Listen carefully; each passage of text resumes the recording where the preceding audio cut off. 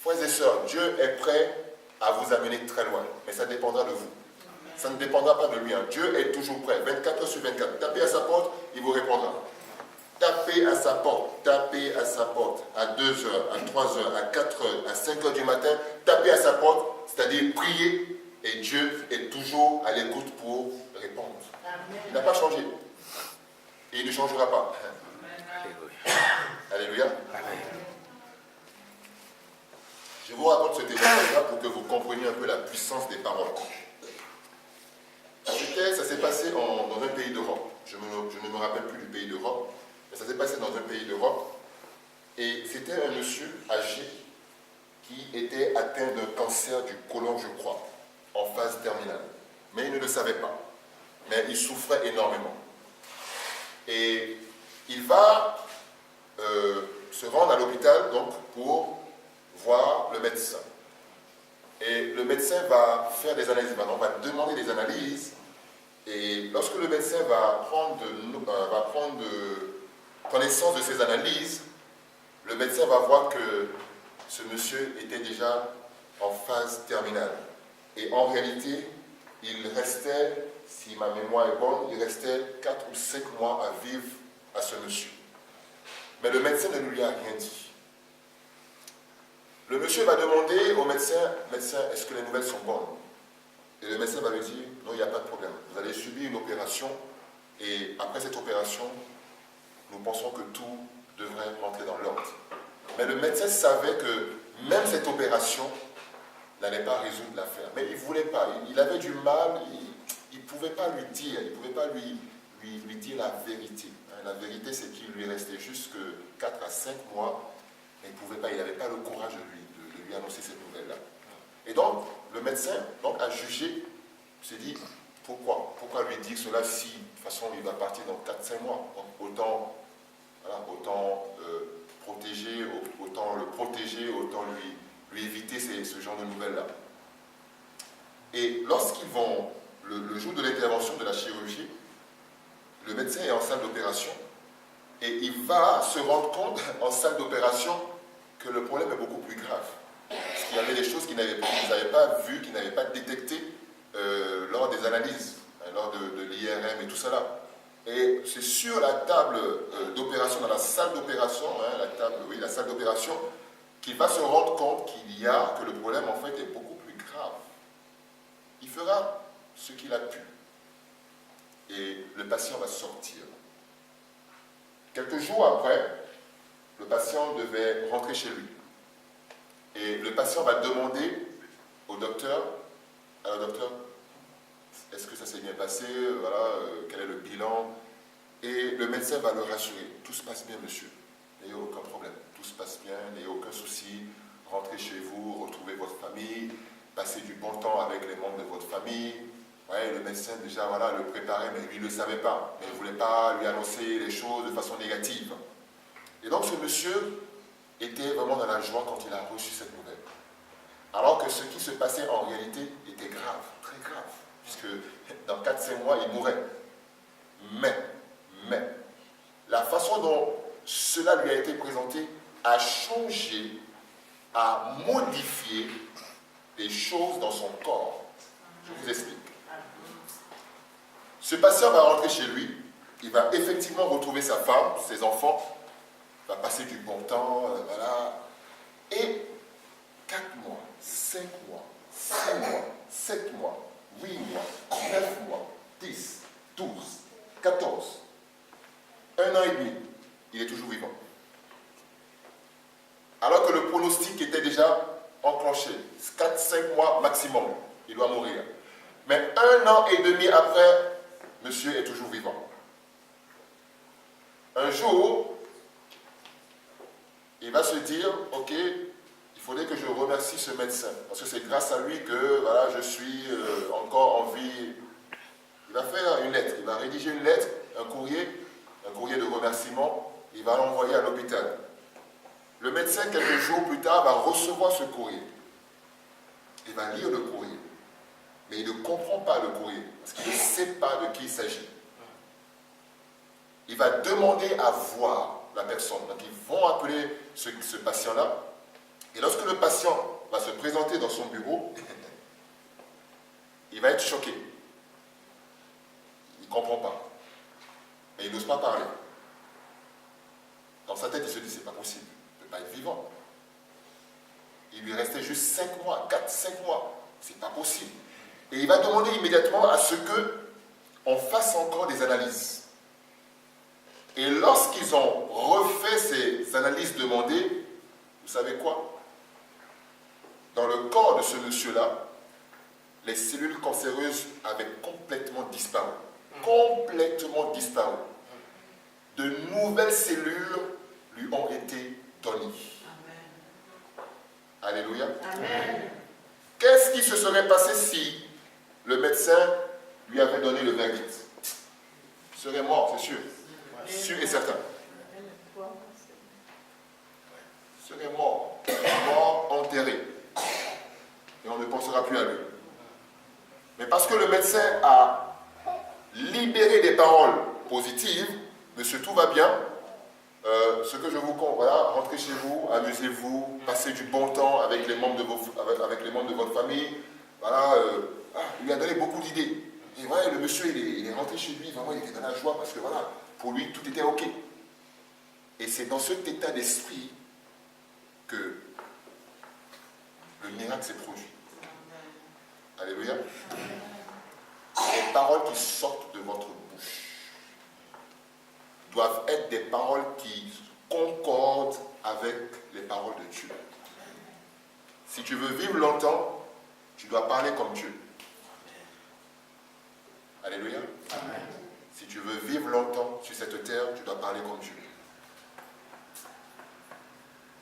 Si tu ne veux plus que la maladie te domine, tu dois parler comme Dieu. Si tu ne veux plus que les soucis t'imposent leurs lois, tu dois parler comme Dieu. En d'autres termes, tu dois lire. Tu dois lire. Parce que je ne vois pas par quel miracle vous allez sortir de vos soucis, de vos problèmes, si vous n'avez aucun rapport avec ce livre. C'est le livre de la vie. Lisons ensemble. Jean 6, verset 63. Vous allez comprendre. Jean 6, verset 63. Jésus-Christ va dire quelque chose de très fort à ses disciples. Jean chapitre 6, verset 63. Voilà. Jésus-Christ va dire quelque chose de très très fort à ses disciples. Il va dire ceci. Jean chapitre 6, verset 63. C'est l'esprit qui vivifie. C'est l'esprit qui vivifie. La chair ne sert de rien. C'est l'esprit qui vivifie. La chair ne sert de rien. Il continue et dit, les paroles que je vous ai dites, les paroles que je vous ai dites, les paroles que je vous ai dites sont esprit et vie. Alléluia. Amen. Les paroles que vous entendez ce soir ne sont pas juste des mots. Les paroles que vous entendez ce soir sont esprit et vie. Alléluia. Amen. Les paroles que vous recevez actuellement, ce n'est pas ma voix que vous entendez, c'est la voix de Dieu que vous entendez. Les paroles que vous recevez ce soir sont esprit et vie. Elles ont la puissance, la capacité de changer votre situation à une condition.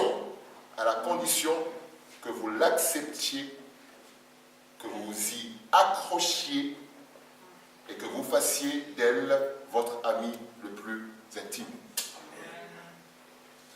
C'est la seule condition. C'est ce que Dieu veut que tu fasses à partir d'aujourd'hui. Tu ne dois plus, tu n'as plus le droit, tu n'as plus le droit de parler comme tu veux. C'est fini. Il faut mettre une croix dessus. Terminez ça. À partir d'aujourd'hui. Tu n'as plus, tu n'as plus le droit de parler comme tu veux. C'est fini. Il faut mettre fin à ça. Ne donne plus d'avantage à Satan. Parce que lorsque tu dis ce qui ne correspond pas à la parole de Dieu, tu donnes un avantage à Satan. Tu lui dis, fais de ma vie ce que tu veux. savez, en Afrique, au Bénin notamment, nos chères mamans, lorsqu'elles sont avec leurs enfants, elles ont une phrase qui revient souvent. Et cette phrase, c'est, pour ceux qui comprennent, bon, tout le monde ne comprend pas ici, violona Rumi. Hein, Pasteur Marc, c'est ça. Vous avez souvent entendu ça. Violona Rumi, cet enfant va me tuer. Cet enfant va me tuer. C'est-à-dire pour un rien du tout. L'enfant qui court à gauche, à droite, parce que la maman est fatiguée de voir l'enfant courir dans tous les sens. Voilà, une histoire de se libérer, elle va dire, cet enfant-là va me tuer, hein, cet enfant-là va me tuer. Ouais, et voilà, c'est devenu une chanson, voilà, c'est devenu voilà, une chorale, une musique, tous les jours, vous entendez ça, ah, cet enfant va me tuer. Mais oui, lorsqu'elle déclare que cet enfant va la tuer, c'est ce qui va se passer. Progressivement, mais sûrement. Ce que vous entendez ce soir, c'est la vérité, hein, claire et nette. Je ne suis pas là pour... Je suis là juste pour dire ce que Dieu m'a mis à cœur. C'est ce que je vous partage avec vous ce soir, frères et sœurs. Ce que tu déclares de ta bouche, c'est ce qui se passe. Ok. Pour que je puisse vous confirmer que ça ne vient pas de moi, lisons ensemble Proverbe chapitre 18, verset 21. Proverbe 18.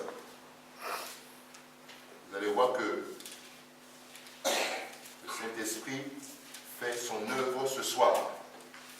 Proverbe chapitre 18, verset 21 nous dit ceci. Écoutez attentivement.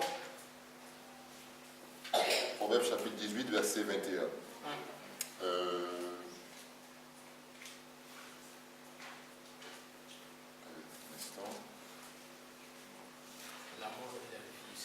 Voilà, c'est ça. C'est ça. Ok. Je suis. Oui, allez-y, lisez. Je lis au nom de Jésus. Oui. La mort et la vie sont au pouvoir de la langue. Oui. Quand il aime, on mangera les fruits. Amen. Amen. Amen. Amen. Que Dieu bénisse sa parole. Amen. Je relis, j'étais dans le psaume, excusez-moi. Proverbe 18, verset 21 nous dit clairement ceci. La mort et la vie, sont au pouvoir de la langue. Quiconque l'aime en mangera les fruits. Vous voyez que ce n'est pas moi qui parle. Dieu est là et il parle. La mort et la vie. Dans la mort, il y a tout ce que vous avez dans la mort. Dans la mort, il y a tout. Vous avez maladie, vous avez, mettez tout, voilà, accident, voilà, tout ce qu'il y a de négatif. Tout ce qu'il y a de négatif vous conduira à la mort. Tout ce qu'il y a de vie, de positif, vous conduira à la vie. Et l'objectif de Dieu, c'est que ses enfants aillent vers la vie.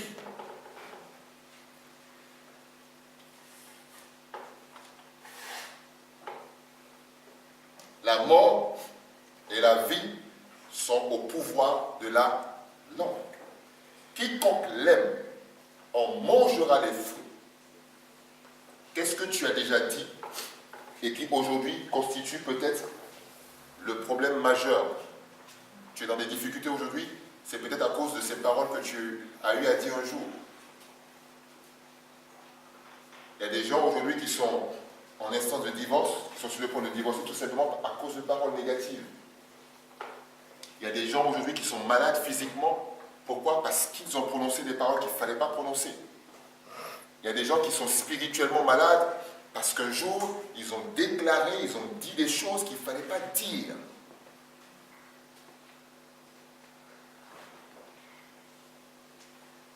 Il y a des gens qui ont insulté leurs enfants, qui ont déclaré que leurs enfants étaient inaptes, étaient excusez-moi le terme, un imbécile ou un taré. Parce que voilà, dans un excès de colère, ils ont insulté leurs enfants. Et oui, en insultant l'enfant, ils ont semé ce qu'ils ont dit à la vie de l'enfant. Ce que vous déclarez dans le physique prend forme immédiatement dans l'esprit. Ayez ça toujours à cœur. N'oubliez jamais cela. Lorsque vous dites un mot, là, physiquement, lorsque vous dites un mot, dans l'esprit, ça prend forme. Je vous explique. vous êtes incapable, il y a des démons qui saisissent cette information-là. Et lorsque les démons saisissent cette information, ils vont l'exploiter. Et lorsqu'ils l'exploitent, ce n'est pas bon pour vous. Moi, j'ai peur. Il y a des gens qui ont peur. Ils sont en Christ, hein, mais ils ont toujours peur. Ils sont nés de nouveau, mais ils ont toujours peur. Parce qu'il y a un esprit de peur qui est derrière leur vie. Et tant que cet esprit de peur ne sera pas détruit, et cet esprit de peur ne peut être détruit que par la parole, hein, pas par autre chose. Tant que cet esprit de peur ne sera pas détruit, leur vie sera constamment en destruction. Ils sont sur le chemin de la destruction. Pourquoi? Parce que cet esprit, ils ont donné un pouvoir énorme à cet esprit de peur. D'autres, c'est la jalousie. Il y a des gens qui sont jaloux pour rien du tout, pour rien du tout. Et d'autres, c'est la haine. Ce sont des esprits, c'est pas simplement... Et comprenez bien, nous vivons, le monde dans lequel nous vivons est plus réel. Donc ce que vous faites a une incidence immédiate dans l'esprit. Pourquoi? Parce que le monde dans lequel nous vivons, qui est visible, a été créé de sources invisibles. Je vous rappelle la création. Dieu dit que la lumière soit et la lumière fut. Il n'y avait pas de lumière avant. Dieu a appelé à existence ce qui n'existait pas. Donc la terre sur laquelle nous nous trouvons n'existait pas avant. Dieu l'a appelée et elle a existé. Lorsque vous déclarez des paroles négatives, vous appelez les choses.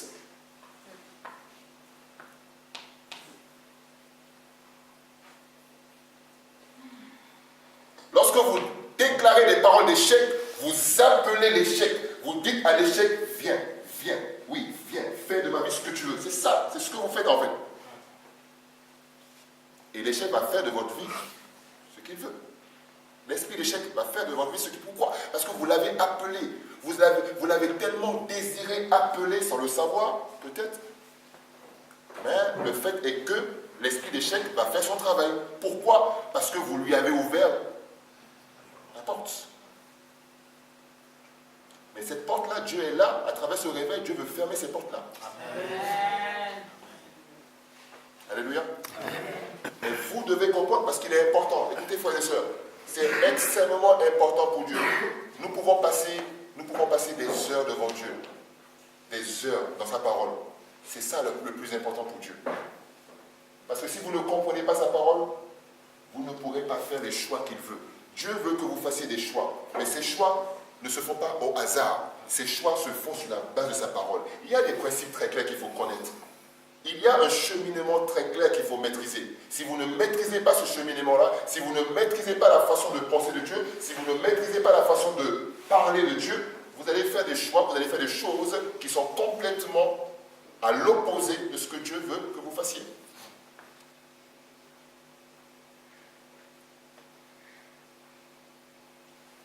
Les 12 espions qui ont été envoyés sur la terre promise sont revenus et 10 parmi eux ont dit, Moïse, rapport négatif, nous ne pouvons pas y aller, laisse tomber cette affaire-là.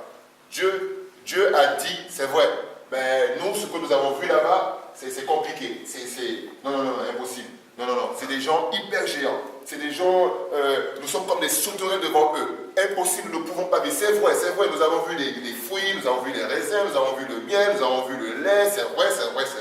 Mais, voilà, mais. Il y a toujours un mais. Avec Dieu, il n'y a pas de mais. Amen. Quand vous marchez avec Dieu, quand vous voyez comme Dieu voit, quand vous écoutez comme Dieu écoute, quand vous parlez comme Dieu parle, le mais n'existe pas. Le mais disparaît devant vous. Amen.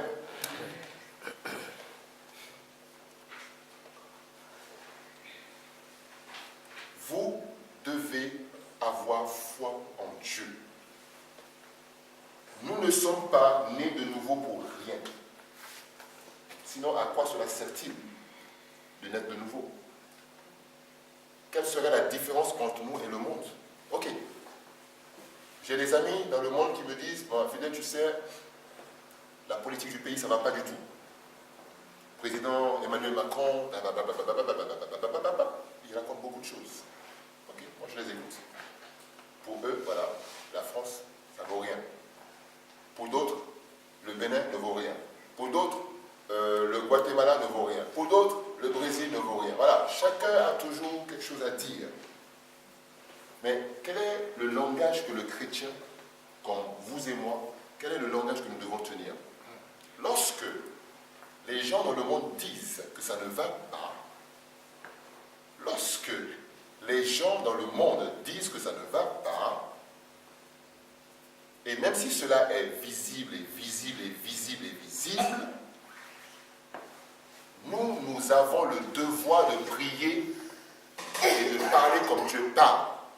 Je vais vous dire pourquoi. Il y a un verset, je ne sais plus dans quel passage cela se trouve, mais je crois que c'est dans Ésaïe, qui nous dit « Les lionceaux éprouvent la disette et la faim, mais ceux qui se confient en l'Éternel ne manquent de rien. » Somme 25. Somme 25. Merci. Les lionceaux éprouvent la disette et la faim, mais ceux qui se confient en Dieu ne manquent de rien. Vous voyez, moi c'est ça. Je prends ce que Dieu dit, je le prends avec moi et je marche. Raconte tout ce que tu veux, ça te regarde. Ça te regarde, c'est ton opinion, ce sont tes réflexions, ce sont tes commentaires à toi. Tu les gardes pour toi. Je n'en ai pas besoin. Ce dont j'ai besoin, c'est ceci. Voilà. Tous les jours, je marche avec ça dans le cœur. Psaume 105. Ta parole est une lampe à mes pieds. Voilà. C'est ça. C'est ça. C'est ce à quoi je crois. La parole de Dieu est une lampe. C'est-à-dire, vous voyez, quand je me lève le matin, je suis sûr que Dieu me conduira. Pourquoi? Parce que je lui ai remis ma vie. Je dis, Seigneur, je remets ma vie entre tes mains. Je remets la vie de mon épouse entre tes mains. Seigneur, fais de ma vie ce que tu veux. Ah oui, c'est une prière très importante pour moi. Je ne veux pas faire ce que je veux. Ça ne m'intéresse pas, moi, de faire ce que je veux. Ça ne m'intéresse pas. Et moi, ce qui m'intéresse, c'est de faire ce que Dieu veut. Voilà. Dieu veut que je parte à gauche. Ben, allons-y à gauche. Qu'est-ce qu'il y a là-bas? Je ne sais pas. Mais Dieu me dit, va à gauche. Ok, je vais à gauche. On verra ce qu'il y a à gauche. Dieu me dit, va à droite. Dieu me dit, arrête-toi. Je m'arrête. J'obéis. Point trait. On ne discute pas avec Dieu. On ne discute pas avec la parole de Dieu. On ne réfléchit pas autrement avec la parole de Dieu. Dieu dit que c'est possible. Je l'avale comme ça, c'est possible. Le médecin dit que, oui, bon, vous savez, on a eu des cas de fulgure, mais désolé de vous le dire, ces cas n'ont pas marché. Monsieur le médecin, merci, j'ai compris. Moi, je vais chez moi, dans ma chambre, et je vais prier. Je dis, Seigneur, ok, le médecin, il a ses limites. Je le comprends. Mais je sais que toi, tu n'as pas de limites. Amen. Donc, ce que j'ai là, ça va partir. Amen. Alléluia. Amen. Lorsque vous pensez comme cela, vous parlez comme cela, lorsque Dieu vous regarde, il est content, il sourit. Il dit, ça, c'est ma fille, ça, c'est mon fils. Il voit la différence. Il doit y avoir une différence. Vous ne pouvez pas être dans une société et ressembler à monsieur tout le monde. Ce n'est pas possible. Il faut refuser ça. Refusez cela à partir d'aujourd'hui. Pas demain. N'attendez pas demain, n'attendez pas après-demain. Maintenant même. Amen. Refusez cela. Ce n'est pas votre portion. Amen. Refusez cela. Je vous rappelle le passage d'hier dans 1 Pierre chapitre 2. Relisons ensemble. 1 Pierre 2, 9. C'est un passage que j'aime beaucoup. Pourquoi? Parce que c'est un passage qui reflète réellement ce que nous sommes devant Dieu. Voilà comment Dieu nous voit. Et c'est cela que tu dois travailler tous les jours de ta vie. Le matin, tu dois travailler cela. À midi, tu dois travailler cela. Le soir, si tu le peux, travaille cela. Avant de te coucher, travaille aussi cela. Dieu, la Bible dit quoi? Dans 1 Pierre 2, 9, je crois. C'est ça. Oui, quelqu'un pour nous lire ça, si vous l'avez déjà. 1 Pierre chapitre 2, verset 9. Oui. Vous au contraire. Oui, vous au contraire. Ouais, ça commence par vous au contraire. frères. Donc, vous voyez, il y a une forme de comparaison avec ceux qui ne sont pas dans l'intimité de Dieu. Oui. Vous, au contraire, Oui. vous êtes une race élue. Vous êtes une race élue. Tu fais partie d'une race élue. Je fais partie d'une race élue. Un sacerdoce royal. Un sacerdoce royal. Pas n'importe quel sacerdoce. Ce n'est pas un sacerdoce de la rue, là. Non. Un sacerdoce royal. Je suis un enfant du roi des rois. Amen. Je suis établi dans son royaume. Lorsque Dieu me regarde, il me voit en tant que prince. Voilà. Et quand je marche sur cette terre, je dois marcher comme un prince. Quand je parle comme un prince. Pourquoi? Parce que lorsque Dieu me regarde, il me voit comme étant un prince. Amen. Oui. Une nation sainte. Une nation sainte. Nous faisons partie de la famille de Dieu, donc nous devons vivre dans la sainteté, chercher la sainteté. Lorsque nous parlons, lorsque nous réfléchissons, lorsque je regarde ma soeur à côté, lorsque je regarde la maman à côté, lorsque je regarde le frère à côté, qu'est-ce que je pense de lui? Est-ce que c'est sain? Est-ce que les pensées sont saines? Est-ce que les pensées sont saines, frères et sœurs? Est-ce que, lorsque je regarde le frère à côté, lorsque je regarde lorsque je le regarde, est-ce que les pensées sont de bonnes pensées? Ou est-ce que je suis là, en train de sourire extérieurement, et à l'intérieur, je suis en train de l'insulter? C'est extrêmement dangereux. Oui? Un peuple acquis. Un peuple acquis. Acquis, comment? Par la mort de Jésus. Oui? Afin que vous annonciez les vertus de celui qui vous a appelé des ténèbres à son admirable lumière. Merci. Amen. Afin que vous annonciez. Donc ce que Dieu attend de toi et de moi, maintenant, dès maintenant, c'est que nous allions annoncer par nos comportements, votre comportement, votre façon de faire doit évangéliser. Vous n'avez même pas besoin d'ouvrir la bouche des fois. Dès qu'on vous voit, on sait que celui-là il est différent. Pourquoi? Parce que votre façon de parler est différente. Pendant que tout le monde est là en train de crier famine, pendant que tout le monde est là en train de crier problème, toi, lorsque tu ouvres ta bouche, ce sont les solutions que tu apportes. Amen. Amen. Amen. Voilà ce que Dieu attend de vous. Et c'est pas compliqué, hein? C'est simple. Il suffit juste de prendre l'engagement. Tu prends l'engagement, Dieu est prêt par son Esprit Saint, il te tient la main, il dit mon fils, viens, moi je t'accompagne. Frères et sœurs, c'est extrêmement important pour Dieu. Nos paroles ont un pouvoir immense. À travers les paroles, mes paroles, je peux changer l'atmosphère de ma famille. Amen. À moi seul, dans mon entreprise, si je suis le seul chrétien, ou même si on est beaucoup, dans ce beaucoup, je dois faire la différence. Forcément. Ah oui. Même si on est beaucoup de chrétiens dans une entreprise de 100 personnes, okay, s'il y a 10 chrétiens ou 12 chrétiens, parmi ces 12, on entendra parler de fidèles. C'est sûr et c'est certain. Pourquoi? Parce que je cherche toujours à créer la différence là où je passe. Et ça marche. Parce que je ne dépends pas de moi-même, je dépends de Dieu. Je fais ce qu'il me dit de faire. Je ne discute pas avec Dieu. Je ne bavade pas avec Dieu. J'écoute, je reçois, j'applique. Il me dit fidèle, c'est possible. Je dis Père, je te suis, c'est possible. Je ne sais pas comment c'est possible, mais j'accepte, c'est possible. Il me dit va jeûner, je vais jeûner.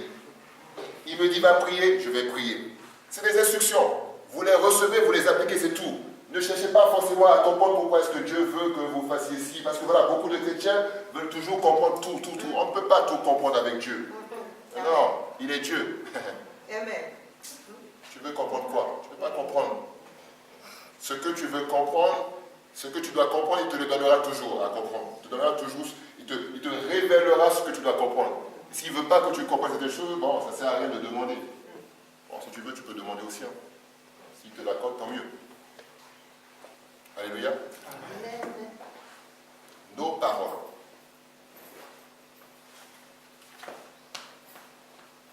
Nos paroles peuvent changer notre vie. À condition que nous nous alignions avec ce que Dieu dit. C'est tout.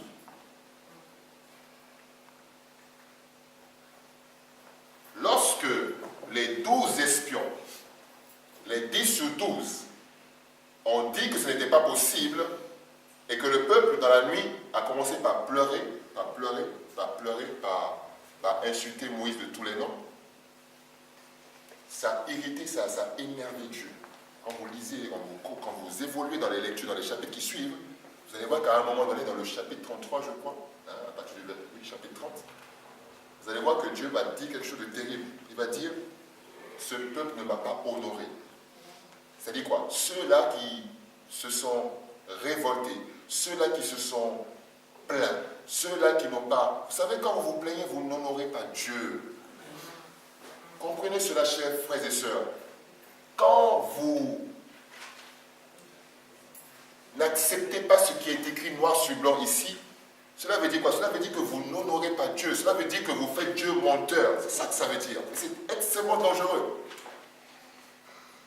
Dieu lui-même a dit, je vous ferai entrer dans ce pays où coule le lait et le miel. C'est Dieu qui l'a dit, ce n'est pas un homme. Et la Bible nous dit dans Ésaïe que Dieu lui-même veille sur sa parole.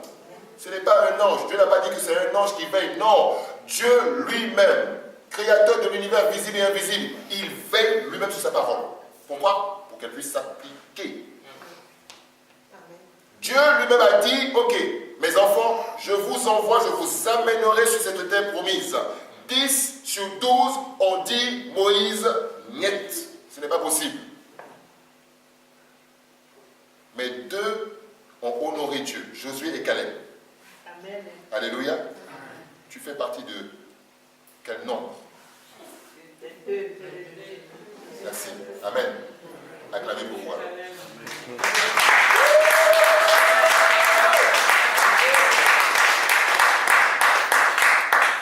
Deux ont dit,